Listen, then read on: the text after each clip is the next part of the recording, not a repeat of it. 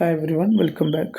നമ്മൾ നമ്മുടെ 4ാമത്തെ ചാപ്റ്ററിലെ അവസാന ഭാഗമാണ് ഇനി ഡിസ്കസ് ചെയ്യുന്നത്. വാല്യൂ ഓഫ് റൈറ്റ് ആണ്. എന്താ വാല്യൂ ഓഫ് റൈറ്റ് എന്ന് പറഞ്ഞു കഴിഞ്ഞാൽ നമുക്ക് ആദ്യം ഇതൊന്ന് ചെറിയൊരു എക്സ്പ്ലനേഷനോടുകൂടെ മനസ്സിലാക്കാം.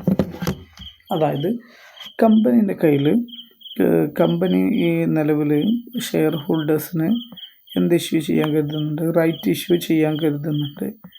എങ്ങനെയാണ് ഷെയർ ഹോൾഡേഴ്സിന് റൈറ്റ് ഇഷ്യൂ എന്ന് ചോദിച്ചു കഴിഞ്ഞാൽ 10 ഷെയറിന് 2 ഷെയർ അവർക്ക് എന്ത് ചെയ്യാം? വാങ്ങാം. 10 ഷെയറുകൾക്ക് 2 ഷെയർ. അപ്പോൾ നിലവിൽ ഷെയറിൻ്റെ മാർക്കറ്റ് വാല്യൂ എന്ന് പറയുന്നത് 160 രൂപയാണ്. ഓക്കെ, കമ്പനി റൈറ്റ് ഇഷ്യൂ കൊടുക്കുന്നത്, റൈറ്റ് ഇഷ്യൂവിലെ പ്രൈസ് എത്രയാണ്? റൈറ്റ് ഇഷ്യൂവിലെ പ്രൈസ് എന്ന് പറയുന്നത് 140 രൂപ. അപ്പോൾ ഇതിൻ്റെ വാല്യൂ ഓഫ് റൈറ്റ് ആണ് കമ്പനി എന്ത് ചെയ്യാൻ പോകുന്നത്? കാണാൻ പോകുന്നത്. അതാണ് നമ്മുടെ ഈ ഒരു കാൽക്കുലേഷനിൽ ഡിസ്കഷൻ വരുന്നത്. അതിന് നിങ്ങൾ ശ്രദ്ധിക്കേണ്ട ഒരു കാര്യം എന്താണെന്ന് വെച്ച് കഴിഞ്ഞാൽ, ആദ്യം നമ്മുടെ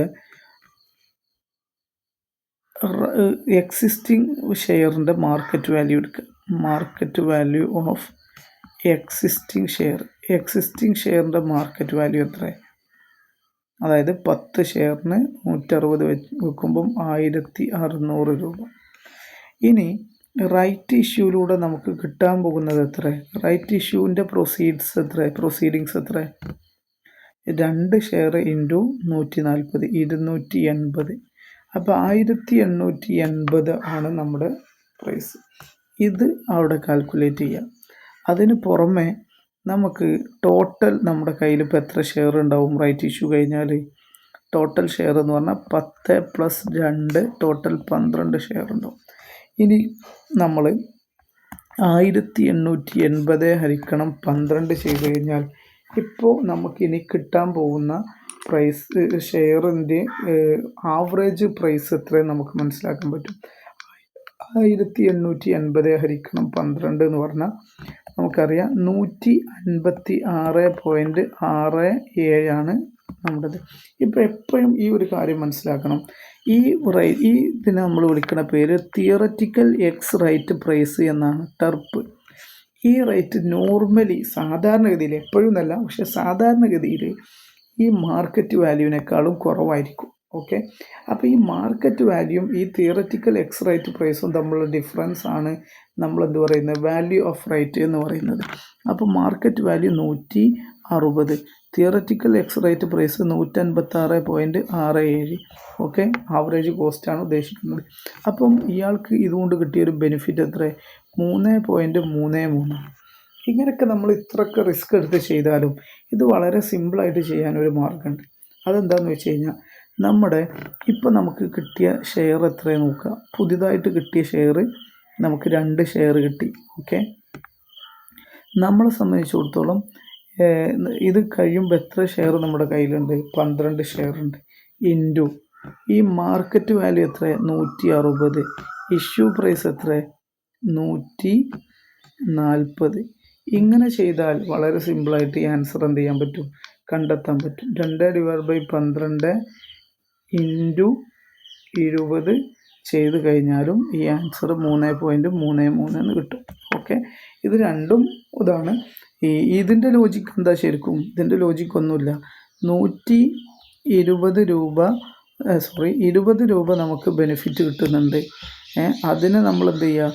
20 രൂപേൻ്റെ ബെനിഫിറ്റിനെ ടോട്ടൽ ഷെയർ കൊണ്ട് ഡിവൈഡ് ചെയ്തു. എന്നിട്ട് ആ 2 ഷെയർ അല്ലേ നമുക്ക് പുതുതായി വരുന്നത്, അതിൻ്റെ പ്രൊപ്പോർഷൻ കാണുക എന്നുള്ളതാണ്.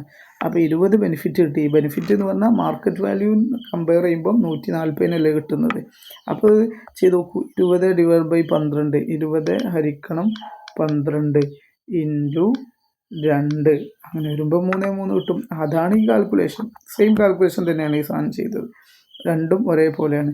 ഇത് ഇങ്ങനെ എടുത്ത് 12 കൊണ്ട് ഡിവൈഡ് ചെയ്തു, 2 കൊണ്ട് ഗുണിച്ചു. അതാണ് ആ കാൽക്കുലേറ്റ് ചെയ്തിട്ടത്. ഓക്കെ, അപ്പോൾ നമ്മളെ സംബന്ധിച്ചിടത്തോളം ഈ 2 രീതിയിൽ എങ്ങനെ കാൽക്കുലേറ്റ് ചെയ്യാനൊക്കെ കൃത്യമായ ക്വസ്റ്റ്യൻ എന്ത് ചെയ്തിട്ടുണ്ട്? തന്നിട്ടുണ്ട്. നമുക്ക് ആദ്യം ഇതിൻ്റെ വാല്യൂ ഓഫ് റൈറ്റ് ഒന്ന് വായിച്ചു നോക്കാം. വളരെ സിമ്പിളാണ് കേട്ടോ, റിസ്ക് ഇല്ലാതെ ചെയ്യാൻ പറ്റും. വാല്യൂ ഓഫ് റൈറ്റ് എന്ന് പറഞ്ഞു കഴിഞ്ഞാൽ Usually a company offer right issue at a price lower than market price. Market പ്രൈസിനേക്കാളും കുറഞ്ഞ റേറ്റിനാണ് ഇഷ്യൂ ചെയ്യുക. This legal right is advantages to existing share holders. Existing share ഹോൾഡേഴ്സിന് അഡ്വാൻറ്റേജാണ്. കാരണം എന്താ, മാർക്കറ്റ് പ്രൈസ് എന്താ 160, മറ്റത് 140 അല്ലേ. അപ്പോൾ 20 രൂപൻ്റെ അഡ്വാൻറ്റേജ് അല്ലേ. Okay. Especially when the market price of the share higher than issue പ്രൈസിനേക്കാളും മാർക്കറ്റ് പ്രൈസ് ഹയർ ആകുമ്പോൾ ഒരു ബെനിഫിറ്റ് ഉണ്ട്. Money value of such advantage, ഈ അഡ്വാൻറ്റേജിനെ നമ്മൾ വിളിക്കുന്ന പേരാണ് വാല്യൂ ഓഫ് റൈറ്റ്. ഈ അഡ്വാൻറ്റേജിനെ നമ്മൾ ടോട്ടൽ ഷെയർ കൊണ്ട് ഡിവൈഡ് ചെയ്തു, എന്നിട്ട് നമുക്ക് പുതുതായിട്ട് കിട്ടുന്ന ഷെയറിനോണ്ട് എന്ത് ചെയ്യുക, മൾട്ടിപ്ലൈ ചെയ്യുക. അതാണ്. It is also called value of preemptive right. ഇതിന് നമ്മൾ വാല്യൂ ഓഫ് പ്രിയംറ്റീവ് റൈറ്റിൻ്റെ വാല്യൂ എന്താ, പ്രിയംറ്റീവ് റൈറ്റ് എന്ന് പറഞ്ഞാൽ എന്താ, റൈറ്റ് ഇഷ്യൂ, അതിൻ്റെ വാല്യൂ എന്ന് വിളിക്കണം. അപ്പോൾ അതിൻ്റെ പല ഇക്വേഷൻസും ഉണ്ട്. ഒന്നാമത് ഞാൻ നേരത്തെ പറഞ്ഞ ഇക്വേഷൻ, ന്യൂ ഷെയർ നേരത്തെ നമുക്ക് എത്ര കിട്ടി, 2 കിട്ടി. ടോട്ടൽ നമ്മുടെ അടുത്ത് എത്ര ഷെയർ ഉണ്ടായിരുന്നു, 12 ഉണ്ട്. അതായത് ന്യൂ ഷെയറും പിന്നെ 10 + 2 12. മാർക്കറ്റ് പ്രൈസ് എത്ര, market price 160 minus issue price 20. അപ്പോൾ നിങ്ങളിത് ചെയ്ത് കഴിഞ്ഞാൽ 2/12 × 20 ചെയ്ത് കഴിഞ്ഞാൽ കിട്ടുന്ന ആൻസർ. ഇനി അതല്ലാതെ ഞാൻ നേരത്തെ ചെയ്ത മറ്റൊരു മെത്തേഡാണ് എന്താണ്, മാർക്കറ്റ് പ്രൈസ് എത്ര, എക്സിസ്റ്റിംഗ് ഷെയറിൻ്റെ മാർക്കറ്റ് പ്രൈസ് 10 ഷെയറിന് 160 വെച്ചിട്ട് 1600. ഇഷ്യൂ പ്രൈസ് എത്ര, 2 × 140 280. ആ ടോട്ടൽ എത്ര വരും, 1880. ഓക്കെ. അപ്പോൾ ഈ 1880 ഹരിക്കണം number of share, existing share 10 plus പുതിയ കിട്ടുന്ന ഷെയർ എത്ര, 2. അപ്പോൾ 1880 / 12 എന്ന് കിട്ടും. ഓക്കെ. 1880 / 12 ചെയ്യുമ്പോൾ നമുക്ക് 156.66 അല്ലെങ്കിൽ 67 എന്ന് കിട്ടും. ഇനി നമ്മൾ എന്ത് ചെയ്യുക, ഈ 156.66 നമ്മൾ വിളിക്കുന്ന പേരാണ് തിയററ്റിക്കൽ എക്സ് റൈറ്റ് പ്രൈസ്. അവിടെ തിയററ്റിക്കൽ മാർക്കറ്റ് പ്രൈസ് എന്നൊക്കെ വിളിക്കാറുണ്ട്. ഓക്കെ. ഇനി നമ്മൾ മാർക്കറ്റ് പ്രൈസ് എത്ര, 160, അതിൽ നിന്ന് 156.66 കുറച്ച് കഴിഞ്ഞാൽ നമുക്ക് കിട്ടുന്ന വാല്യൂ എത്രയാണ്, 3.33 അല്ലെങ്കിൽ 3.4. ഇത് 6.66 എന്ന് പോകുന്നതുകൊണ്ട് തന്നെ 6.7 ആക്കാം. അതും 6.7 ആക്കുമ്പോൾ 3.3. ഇവിടെ അതേ എമൗണ്ട് തന്നെ കിട്ടുക, 3.3. നിങ്ങൾക്ക് 2 മെത്തേഡും പഠിച്ചു വെച്ചോളൂ. ടെക്സ്റ്റിൽ 2 മെത്തേഡ് പറഞ്ഞുകൊണ്ടാണ് 2 എടുത്തിട്ടുള്ളത്. ഇനി ഇതേപോലത്തെ ഒരു ക്വസ്റ്റ്യൻ നോക്കാം. A company offers to its shareholders the right to buy 2 shares at 115 115 for every shares of 100 held, 100 for every 5 shares of 100 each held. 5 share, 2 ഷെയറുകൾക്ക് 2 share നമ്മുടെ കയ്യിലുണ്ട്. ഈ 2 ഷെയറിന് കമ്പനി എന്ത് ചെയ്യാണ്, 5 ഷെയറിന് കമ്പനി എന്ത് ചെയ്യാണ്, 2 ഷെയർ പുതുതായിട്ട് എന്ത് ചെയ്യാണ്, കൊടുക്കുകയാണ്. അതാണ് റൈറ്റ് ഇഷ്യൂ എന്ന് പറയുന്നത്. അതിൻ്റെ കാൽക്കുലേഷൻ ചെയ്യാനാണ് ഇവിടെ ക്വസ്റ്റ്യനിലുള്ളത്. അപ്പോൾ നമുക്ക് ഇതൊന്ന് നല്ലപോലെ നോക്കാം. The market value of share എത്ര, 150 ആണ്. മാർക്കറ്റ് വാല്യൂ എത്ര എടുക്കുന്നത്, 150 ആണ്. എക്സിസ്റ്റിംഗ് ഇക്വിറ്റി ഷെയർ 30 ലക്ഷം ഉണ്ട്. അതൊക്കെ അവിടെ നിന്നോട്ടെ. നമ്മളെ സംബന്ധിച്ചിടത്തോളം ഈ എത്ര ഷെയർ ഉണ്ടെങ്കിലും നമ്മൾ ഈ പുതിയ ഇഷ്യൂ ചെയ്യുന്ന ആ ടേംസിൽ പറഞ്ഞതായിട്ട് കാൽക്കുലേറ്റ് ചെയ്താൽ മതി. അപ്പോൾ നമ്മൾ 2 രീതി കാൽക്കുലേറ്റ്. ആദ്യം നമുക്ക് മെത്തേഡ് 1 വെച്ച് ചെയ്യാം. മെത്തേഡ് 1 എന്താ, പുതുതായിട്ട് കൊടുക്കുന്ന ഷെയർ എത്ര, 2 shares every 5 ഷെയർ. അപ്പോൾ 2 ഷെയർ കിട്ടുന്ന ഹരിക്കണം ഈ 5 ഷെയർ പ്ലസ് 2 ഷെയർ, അത് രണ്ടും കൂട്ടുക. അപ്പോൾ 7 എത്തും. ഇൻറ്റു മാർക്കറ്റ് പ്രൈസ് എത്ര, 150. നമുക്ക് കിട്ടുന്ന എത്ര, 115. ഇതൊന്ന് ചെയ്ത് നോക്കൂ, എത്ര വരിക, 2 × 7 ഇൻറ്റു 35 = 10 വരും. ഇതെന്താ ശരിക്കും ലോജിക്ക്, ഒന്നുമില്ല. ഈ 150 / 115 എന്ന് പറയുമ്പോൾ 35 കിട്ടി. അതിനെ 7 കൊണ്ട് ഹരിക്കുക. 7 കൊണ്ട് ഹരിക്കുക പറഞ്ഞാൽ ടോട്ടൽ ഇനി വരാൻ പോകുന്ന ഷെയർ കൊണ്ട് ഹരിക്കുക. എന്നിട്ട് എത്ര നമുക്ക് കിട്ടുന്ന ഷെയർ, ഇതാണ് ഈ 10. ഇത് സെയിം കാൽക്കുലേഷൻ തന്നെ. ഇത് ഞാൻ മറ്റൊരു രീതിയിൽ എഴുതിയേ ഉള്ളൂ. ഓക്കെ. ഇനി നമ്മൾ തിയററ്റിക്കൽ എക്സ് റൈറ്റ് പ്രൈസ് ഒക്കെ കാൽക്കുലേറ്റ് ചെയ്ത് എങ്ങനെ ചെയ്യുക, അതും വളരെ സിമ്പിളാണ്.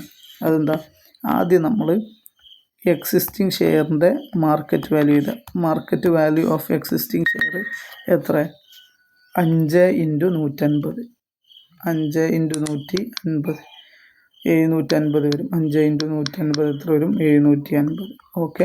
ഇനി റൈറ്റ് ഇഷ്യൂയിലൂടെ നമുക്ക് വരുന്ന പ്രൈസ് എത്ര, അത് നമുക്കറിയാം, 115 ഇൻറ്റു 2 230. അപ്പോൾ ടോട്ടൽ എത്ര വന്നു? 750 230 നമുക്കറിയാം 900 എത്രയാണ്? 80ആണ്. 980. ഓക്കെ, ഈ 980-നെ എക്സിസ്റ്റിംഗ് ഷെയറും രണ്ടും കൊണ്ടും കൂടെ ഡിവൈഡ് ചെയ്യുക. 5 + 2 അപ്പോൾ എത്ര കിട്ടുക? 980 ഹരിക്കണം 7 എന്ന് വരും. അപ്പോൾ എത്ര വന്നു? 140 എന്നായി. ഇവിടെ നമ്മൾ ഓൾറെഡി 10 കണ്ടെത്തിയാണ് കേട്ടോ. ഓക്കെ, ഇപ്പോൾ 140 കിട്ടി. ഇനി market value 150, theoretical ex right price 140, കിട്ടുന്ന 10. രണ്ട് രീതിയിൽ ചെയ്താലും ആൻസർ റെഡിയാണ്. കാൽക്കുലേഷൻ ക്ലിയർ ആണെന്ന് വിശ്വസിക്കുന്നു. എന്തെങ്കിലും കൺഫ്യൂഷൻ ഉണ്ടെങ്കിൽ ചോദിക്കുക. ഞാൻ വീണ്ടും നിങ്ങൾ പഠിക്കുന്ന കോളേജിൻ്റെ പേര് ഇതിലൊന്ന് കമൻറ്റ് ചെയ്യുക. ജസ്റ്റ് ഒന്ന് അറിയാൻ വേണ്ടിയിട്ടാണ് കേട്ടോ. ഓക്കെ.